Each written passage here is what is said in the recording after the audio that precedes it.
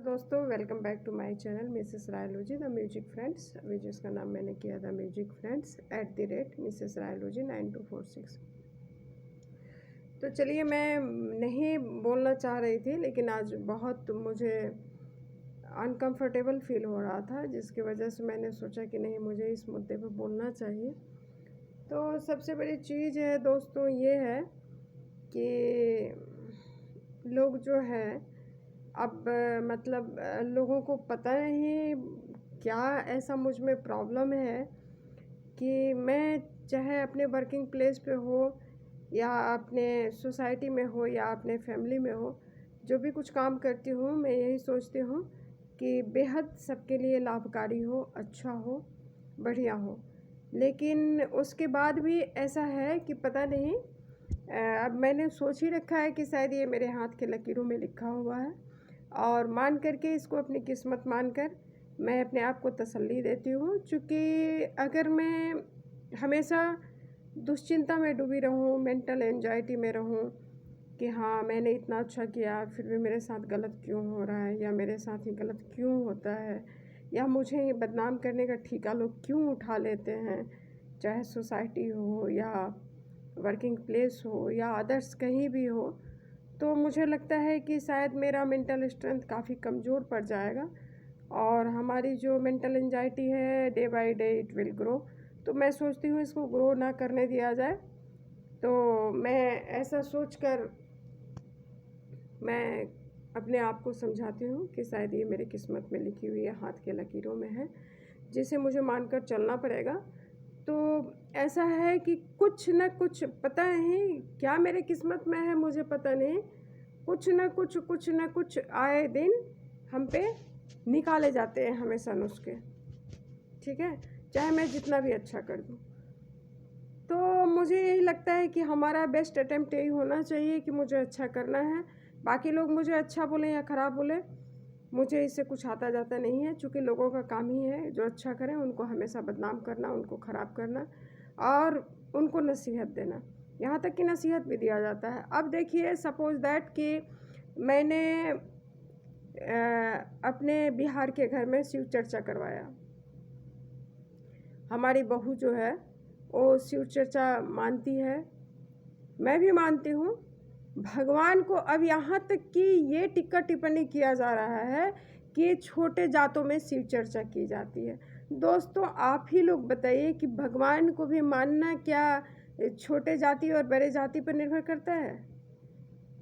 भगवान को मानने के लिए भी हम इतना बाध्य हो गए हैं, इतने मजबूर हो गए हैं कि ये छोटे जाति में किया जाता है, ये बड़े जाति में किया जाता है। क्या बड़े जाति में किया जाता है और क्या छोटे जाति में किया जाता है? शिव चर्चा का मतलब आप लोग समझते हैं? शिव चर्चा का मतलब क्या होता है? जिन मैं सभी को नहीं बोल रही हूँ, ना हमारे यूट्यूब फैमिली को बोल रही हूँ, ना हमारे ऑडियंस जो भी देखते हैं हमारी वीडियोज़ को, जो हमारी वीडियो को वॉच करते हैं, बिल्कुल उनको नहीं बोल रही। मैं उन लोगों को बोल रही हूँ जो लोग इसको लेकर के टिक्का टिप्पणी का एक विषय बना दिए हैं कि ये छोटे जाति में शिव चर्चा कराई जाती है, शिव चर्चा की जाती है। बिल्कुल नहीं दोस्तों, आप ही लोग कमेंट करके ज़रूर इस वीडियो को पूरा वॉच कीजिएगा और वॉच करके पूरा बताइएगा कि क्या शिव चर्चा छोटे जातियों में कराया जाता है? तो बड़े जाति क्या करते हैं? बड़े जाति क्या करते हैं? ये कहाँ का लॉजिकल, ये लॉजिक बनता है बोलने का?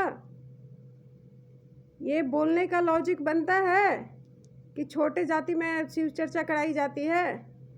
शिव चर्चा का शाब्दिक अर्थ हुआ शिव पे की गई चर्चा। लॉर्ड शिवा के रिगार्डिंग जो भी चर्चा की जाती है उसको शिव चर्चा बोली जाती है। तो आप लोग बताइए कि लॉर्ड शिवा क्या छोटे जाति के लिए बने हैं? बड़े जाति के लिए नहीं बने हैं। बड़े जाति उनकी पूजा नहीं करती। मैंने शिव चर्चा करा दिया, मैंने गलत कर दिया। मतलब मैं कहने, ओवरऑल कहने का मतलब है कि हमें हमेशा अंडर एस्टिमेट किया जाता है।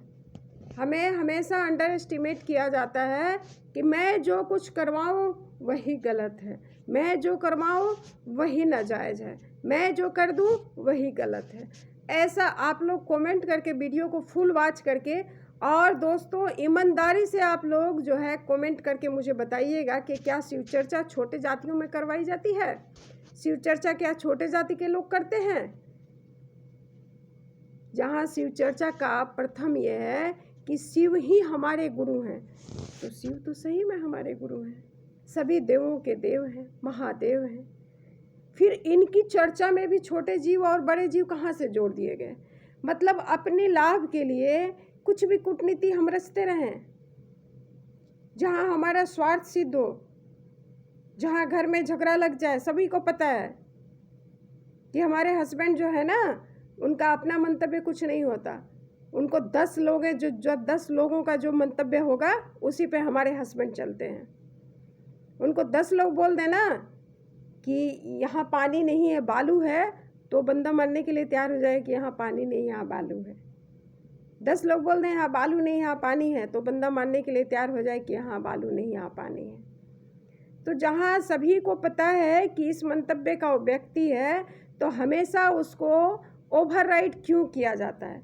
हमेशा गलत तर्क दे करके उसको सुतर्क देने वाला कोई बंदा तो मिलता नहीं है, क्योंकि उसके फैमिली में कोई उसको सुतर्क देने वाला है नहीं। अच्छे सुतर्क वाले लोग कहाँ से आएंगे? जिनमें एजुकेशन होगी वो लोग को ना, जिनका मोरल वैल्यू होगा उनके पास होगा ना सुतर्क।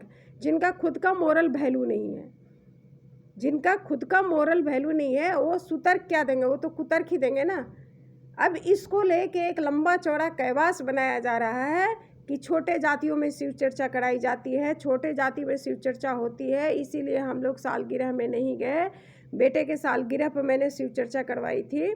इसको लेकर एक लंबा चौड़ा कैवास जो है क्रिएट किया जा रहा है, और सभी शामिल होकर बहुत मस्ती ले रहे हैं। और सबसे ज़्यादा मस्ती तो हमारे परमपति देव जी ले रहे हैं।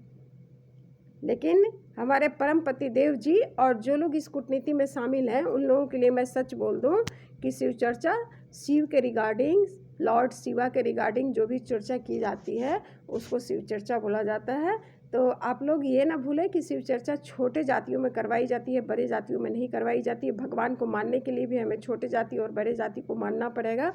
बिल्कुल सच्चाई नहीं है। सच्चाई यही है कि आप किसी भी भगवान को मान सकते हैं, आप किसी को भी गुरु बना सकते हैं। शिव हमारे गुरु है, सबको पता है।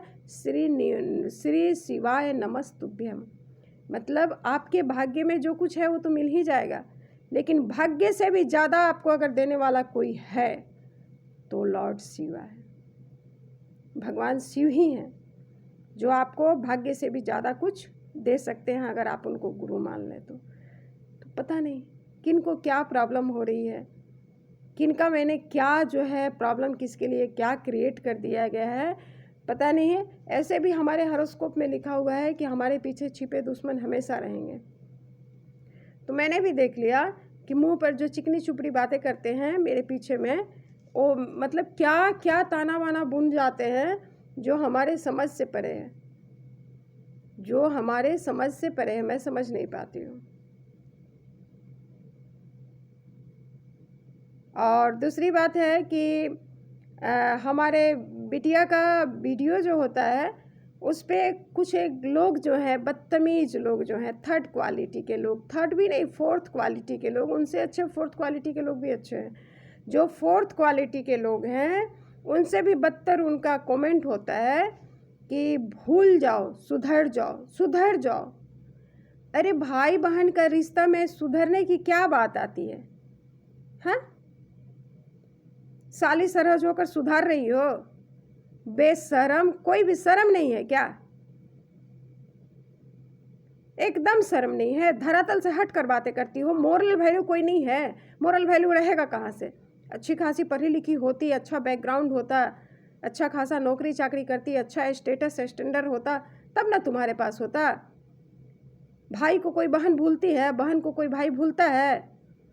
भुलवाया जा रहा है, सिखाया जा रहा है, बताया जा रहा है। बिल्कुल गलतफहमी में मत रहो। क्योंकि हमारी अगर 2 आँखों में आंसू है ना अपने बेटे को ले करके, तो याद रखो तुम्हारी भी 2 आँखें हैं।